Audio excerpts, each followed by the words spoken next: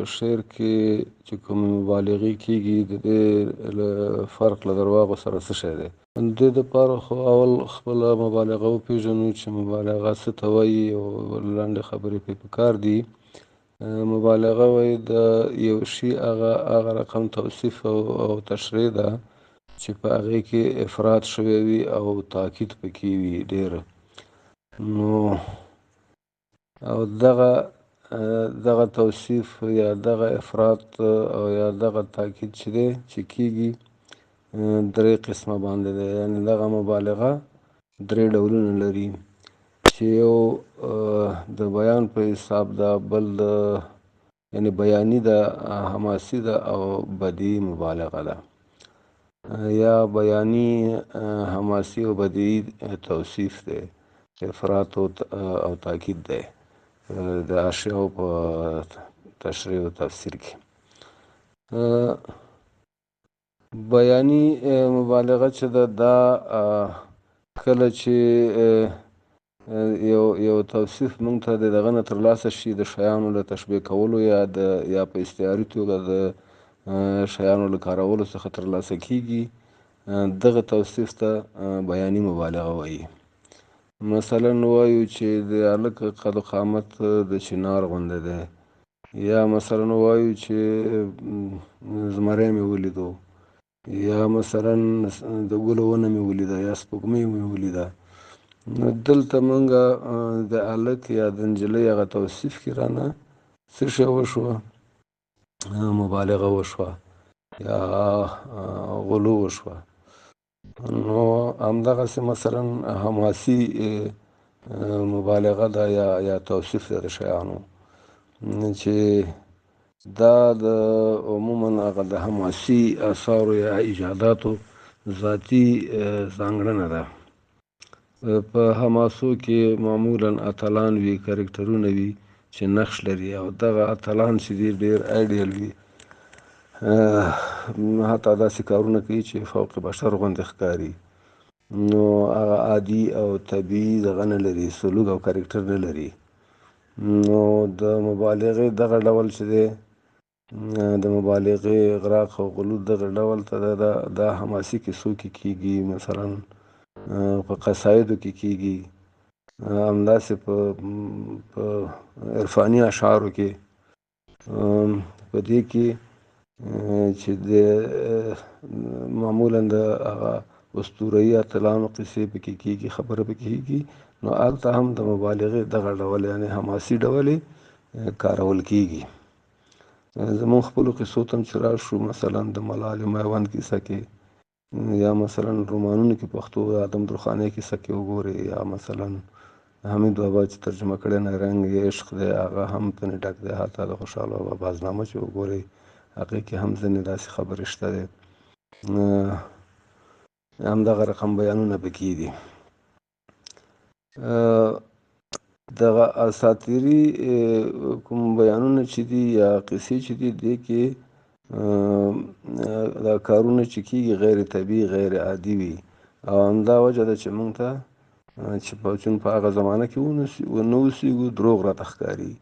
او دا هغه وخت د هغه خلکو د باورونو سره غوټه دي.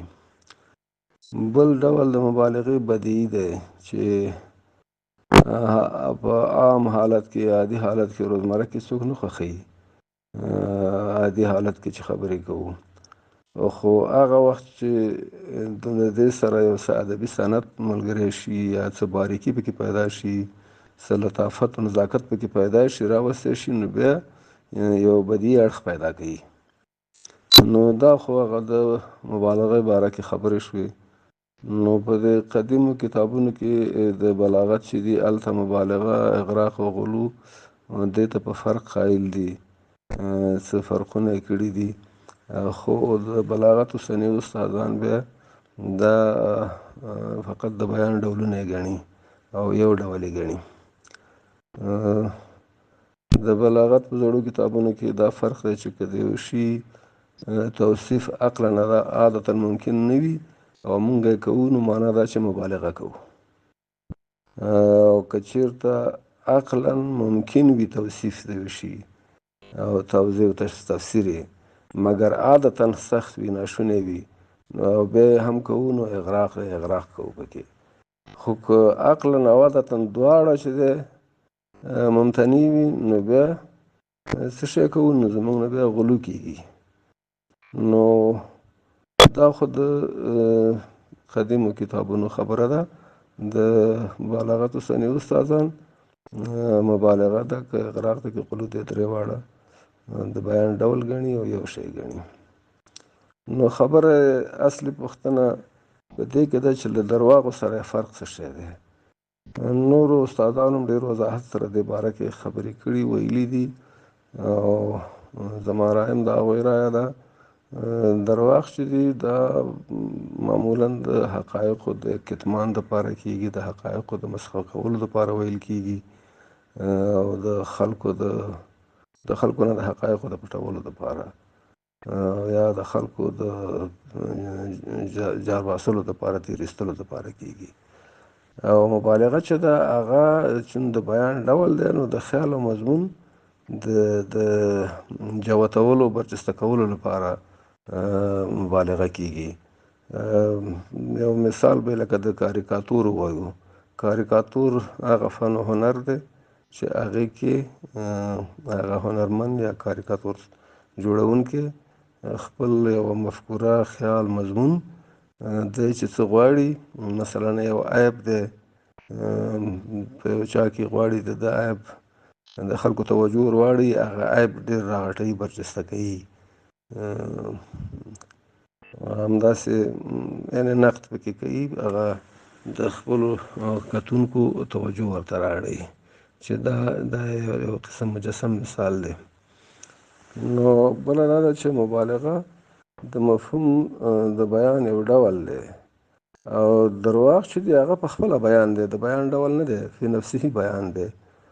نو د دې د مبالغې سره نو واضح فرق دی، په مقصد کې، په هدف کې د کارولو واضح فرق شته دی. که څه هم یو مقوله ده چې وایي په شعر کې اکذبه احسنه یا احسنه اکذبه، که نه، نو هغه خو یو تعبیر دی چې مقصد د عمل ته د هغه اکذب خبره چې کوي اصلا هماغه مبالغې، اغراق، غلو ته اشاره کوي.